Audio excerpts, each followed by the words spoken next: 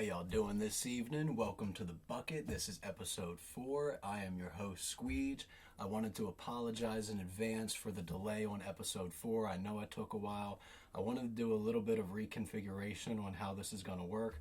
So just to let you guys know, we're going to be doing episodes on Friday, Saturday, Sunday, and Monday.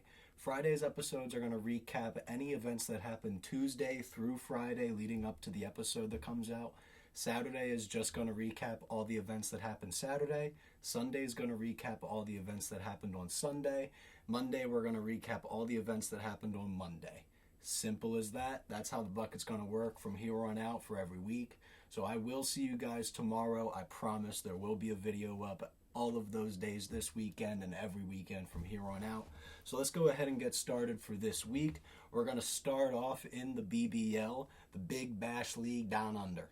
So, the Sydney Sixers this week on Tuesday, they went up against the Perth Scorchers in their last game for the regular season of the BBL. They ended up beating the Perth Scorchers 201 runs for 7 wickets to 197 runs for 4 wickets. So the Sixers ended up winning by 3 wickets. Now, a lot of people throughout the regular season thought that the Scorchers from Perth and the Brisbane Heat were the best teams. Pretty much by far throughout the entire regular season. There was really nothing that said otherwise. When you watch the games, when you look at the statistics, when you look at the standings, everything told you that Perth and Brisbane were the 2 best teams.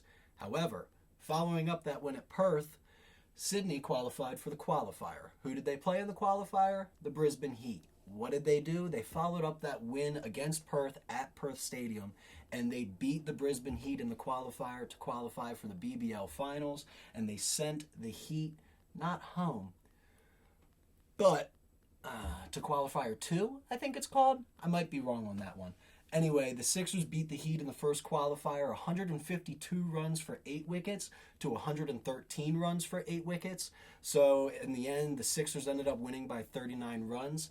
Brisbane, if I'm not mistaken, is going to have to play either the Perth Scorchers or the Adelaide Strikers, depending on who wins that game tonight. That game should be a phenomenal game. If you're on the East Coast in the U.S. like I am, it's going to be at 3:30 in the morning. I know it's a very late start time, but if you have the time and you got nothing to do tomorrow, it's a weekend, I highly recommend after you're done watching the Australian Open tonight, you click over to Willow, you turn on the BBL, and you give the Perth Scorchers and the Adelaide Strikers at least 20 minutes of your time, because it's going to be a not-miss cricket match. I can guarantee you that shit. Moving on to some more cricket, the SA20 League is also happening in South Africa right now. The Durban Supergiants and the Par Royals have started the season off 3-1 each throughout the first 4 games.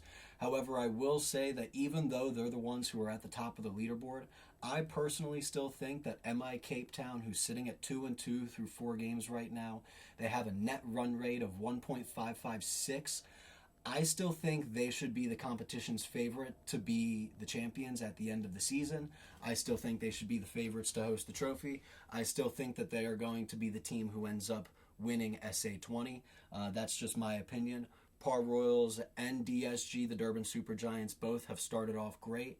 I do see, however, a little bit more parity coming our way for the rest of the season in SA20. I don't necessarily believe that the bowling units of both Parl and the Durban Supergiants are going to be able to withstand the way that they've been bowling throughout the first 4 games of the season. And the bats from both teams, especially Herman on the Par Royals, have been extremely hot. He's already hit for a century, so we can probably assume that Herman's not going to hit for another century. Maybe this season, but at least not for another couple games. Parl already lost today. They lost to Durban Supergiants this morning. No, my apologies. Parl lost to MI Cape Town this morning. MI Cape Town was 1-2 going into the match against Parl, but they ended up beating Parl. So that just doubles back onto my point where I still believe that MI Cape Town should be the favorites over Parl and over the Durban Supergiants. No matter what the standings say, the most important thing is what that net run rate is. And MI Cape Town's net run rate is miles above every other team throughout the first 4 games of the SA20 so far. Moving on, we're going to move to AFCON and the AFC Asian Cup. Both competitions started off this past weekend, and to be honest, we've had some bangers for matches. We've also had a lot of fucking surprises in the competitions, both of them respectively. Nations like Equatorial Guinea, Cape Verde, Iran, and Iraq have all put out very surprising and very established performances against very solid teams, the likes of which that are Ghana, Mozambique, Japan. I'm blanking on the other group teams that are in the same group as Iraq and Iran in the AFC Asian Cup right now. However, to me, if you were to take those four nations that have been the biggest surprises to start so far through the first couple of match days of each competition, I would say that Cape Verde has been by far and away the most surprising nation from both competitions. Through their first two games, they've been able to maintain wins in both games. They were able to take 6 points from both games, so they got all 3 points from each game. In the first game, they were able to beat Ghana 2-1 this past weekend, and then in their second game, they were able to shut out Mozambique, holding them for a 3-0 win. They're on top of Group B right now, which is quite fucking impressive considering the point that Egypt is also in their group.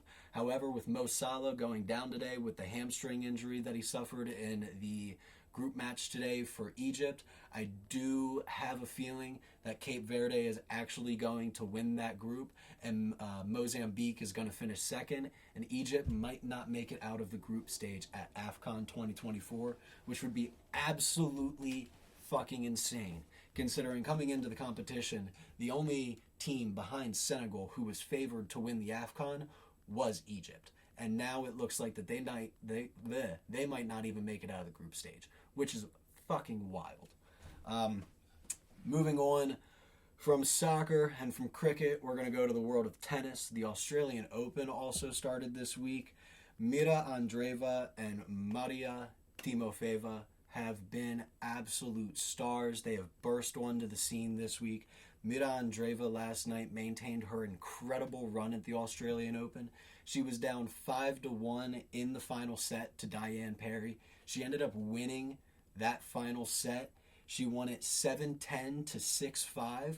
She'll face the number 9 in the world, Krejcikova, in round 4. That's going to be on Sunday. Now, Maria Timofeeva, she beat the world number 10 last night, Bia Haddad Maia. She beat her in straight sets as well. She's going to face the young Ukrainian sensation Marta Kostyuk in round 4. That should be a phenomenal matchup. Me personally, I still think Timofeeva is going to edge it out, but I do think it's going to go all 3 sets, especially with the way that Kostyuk has been playing in this competition so far. One thing that I would love to see, I'm not sure based off of the bracket when this matchup would happen, but I would love to see Timofeeva versus Andreeva at some point this Australian Open.